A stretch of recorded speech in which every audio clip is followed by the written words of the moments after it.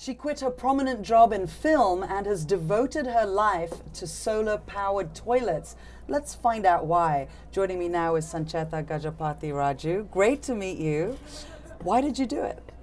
Well, life is full of strange surprises. I was doing what you're doing in a sense. I was on the other side in the media, living a wonderful life. But somehow at the end of every day, I really didn't feel that I had found my calling, and I was still in search of something else. I didn't know what that something else was at that time. There were many things I experimented with in my life. But it was when I was in Karnataka, in Gulbarga with my father, and he was making a film on agricultural interventions using technology. That's when I said, I don't want to work with my family business. I want to give it all up, and I'm going to set up my own not-for-profit and use technology at the heart of every solution. Tell us a little bit about the technology and the solar-powered toilets, and how transformative has it been?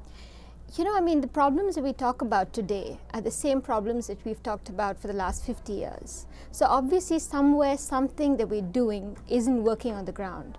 And I spent initially around 6-8 months in the villages to understand what the problems were firsthand. And I said I will work in the water and sanitation space and use slightly unconventional means. So basically what we do is the areas in which we work are off-grid. They don't have regular power supply, very erratic electricity.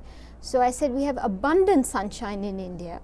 Let's use technology, let's use solar power. I bring in people who have expertise for the duration of a project, and we install water treatment stations. And the most important part of what we do is we use bio-toilets. Now, I don't know. What's a bio-toilet? Yes. That was your bio. I don't know if anyone knows what a bio-toilet is. But it's all kind of bio. Yeah. Well, the most important part of a toilet is the waste disposal system that's in place. And in areas where I work, there is absolutely no sewage network. There are no secondary waste disposal systems that are in place. So basically what happens is you have human beings who have to go and clean out human excreta, clean out the tanks that are built. And given our caste structure, that is something that just doesn't happen. Nobody likes to deal with human excreta, So that's why bio-toilets comes in as a fantastic solution, because there is no human intervention that's required. There is a tank that's put underground, and quite simply all that it does is eats up all the solid waste. So there's an inoculum of bacteria. It's very eco-friendly. It regenerates on its own, and it is a perfect solution for the sanitation crisis that we live in India. What do you think is the one question that women today, women changing their lives like you have and following their passions, what is the one question that a woman has to ask herself? That at the end of the day, are you happy? Are you doing what your heart wants you to do? Are you following your instinct or not? Or are you just going down the conventional path and doing what society expects you to do or your family expects you to do?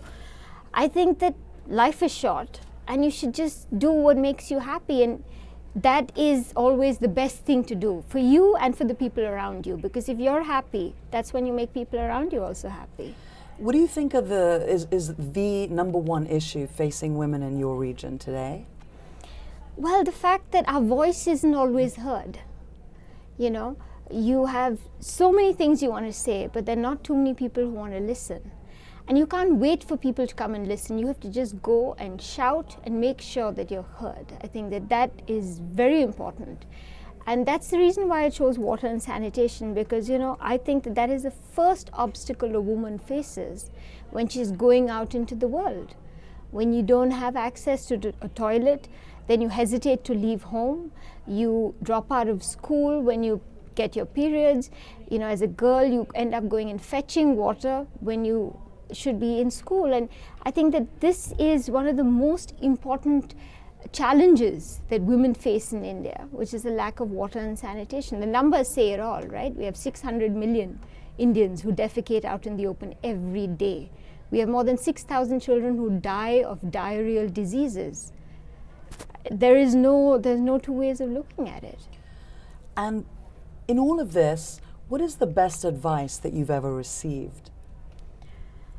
Well, to always believe in myself. And I've got that advice from my mother. because I've made many mistakes, the many disasters that have happened in my life. I'm not going to say. Oh, really? I've never had one disaster. No, I'm joking. It's not been smooth sailing, but my mom has always taught me that, you know, don't look to others for approval. As long as you feel you're doing what's right and you're on your own path and you're happy with what you're doing, that's all that matters. You don't owe anybody any explanation in life.